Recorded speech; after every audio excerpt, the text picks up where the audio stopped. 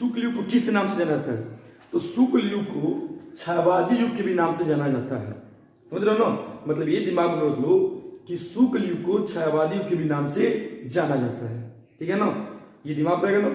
देखो आगे में कुछ क्या करना है कि शुक्ल युग के कुछ प्रमुख लेखक हैं, कुछ प्रमुख लेखकों के बारे में या उनकी कहानी, नाटक, निबंध, उपन्यास जरूर पढ़ लेना। ठीक है ना? यहीं से पूछा जाता है। तो मैं प्रमुख पहले लेखक के बारे में बता दूं कि शुक्ल युग के जो प्रमुख लेखक हैं, आचार्य रामचंद्र शुक्ल जी, जयशंकर प्रसाद, प्रेमचंद, गुलाब राय, रामकृष्ण दास, नंद दुलारे वाजपेयी, हरिकृष्ण प्रेमी, माखनलाल चतुर्वेदी, महादेवी वर्मा। पुनः मैं आपको बता दूं कि प्रमुख लेखक हैं। प्रमुख का मतलब समझते हैं जो ज्यादा फेमस है। लेखक तो बहुत हो सकते हैं, ऐसा नहीं कि लेखक नहीं है, बट ये प्रमुख लेखक हैं जो ज्यादा फेमस हो गए, प्रसिद्ध हो चुके हैं। ये आपके शुक्ल युग के प्रसिद्ध प्रमुख लेखक हैं। कौन कौन? मेरे साथ एक बार बोलिए तो। आचार्य रामचंद्र शुक्ल, जयशंकर प्रसाद, प्रेमचंद, गुलाब राय, रामकृष्ण दास, नंद दुलारे वाजपेयी, हरिकृष्ण प्रेमी, माखनलाल चतुर्वेदी, महादेवी वर्मा। ये आपको याद होना चाहिए। ये आपके शुक्ल युग के प्रमुख लेखक हैं। समझ रहे हो बात को? प्रमुख मतलब जो ज्यादा फेमस हो चुका हो, बहुत प्रसिद्ध हो। ठीक है? आगे देखो, शुक्ल युग की प्रमुख रचना, फिर वही बात, प्रमुख रचना, जिस रचनाओं के बारे में कहानी जो भी कहे बहुत प्रसिद्ध रहा हो, बहुत लोगों ने उसको लाइक किया, बहुत लोगों ने उसको पढ़ा हो, तो प्रमुख रचनाएं क्या है? पहला देखो, चिंतामणि, बड़ा इंपॉर्टेंट है यार। गोदान, कर्मभूमि, पुनर्वा, आन का मान, ये बहुत फेमस है शुक्ल युग का। ठीक है ना?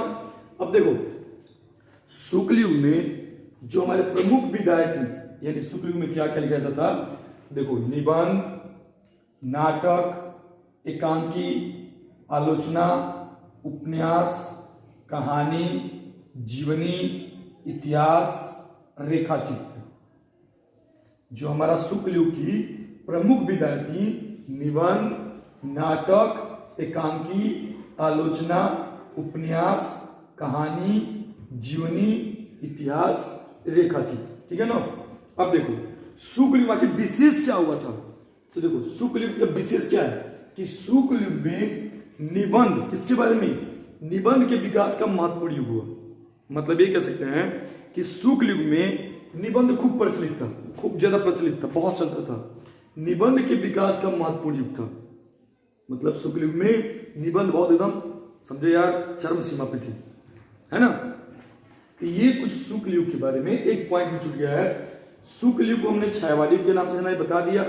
एक समय सीमा, अगर आपसे पूछा जाए ना कि शुक्ल युग की समय सीमा क्या थी, तो एग्जाम में देखिए समय सीमा पूछ सकता है, या अवधि पूछ सकता है, या कालावधि पूछ सकता है। समय सीमा का मतलब ये है कि देखो जैसे कोई प्रधानमंत्री बनता है तो ऐसा नहीं कि पूरा लाइफ टाइम के लिए प्रधानमंत्री बन के भाई प्रधानमंत्री बना, अब जब तक जिंदा रहेंगे वो प्रधानमंत्री रहेंगे, ऐसा कुछ नहीं है। उनकी भी एक निर्धारित होती है कि भैया 5 साल के लिए रहेंगे, फिर अब सत्ता में आइए, सिंहासन पाइए। सत्ता में नहीं है तो सिंहासन आपको नहीं मिलेगा। ठीक है ना? तो कहने का मतलब क्या है कि इसका भी कुछ युग था, जैसे हम भी कह रहे कि भी कुछ सालों तक रहा। तो कितने सालों तक रहा? तो देखो सन 1919 ईस्वी से लेकर सन 1919 ईस्वी से लेकर 1938 ईस्वी तक शुक्ल युग रहा। ठीक है ना?